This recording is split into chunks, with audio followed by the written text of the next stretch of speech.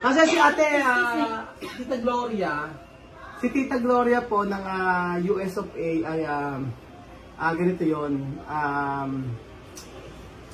Meron siyang pinahawakan sa akin na pera sa dati niyang basta sa dati niyang sa tao.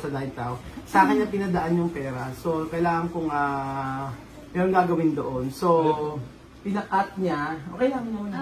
Pinakat sige lang.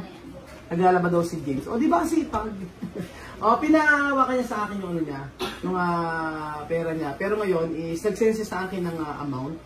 Nagsense sa akin ng amount na kung saan ay binibigyan niya. So, ang halaga nun is 150,000 pesos. Wow! Ang laki! Di ba? 150,000. Walang nagulat. Panagul ko lang ito.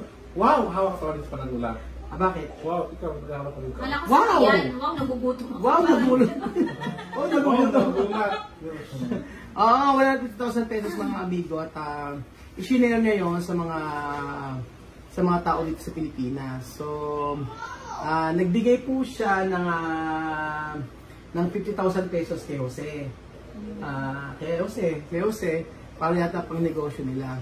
And then, nagbigay po siya ng 10,000 kay Inang.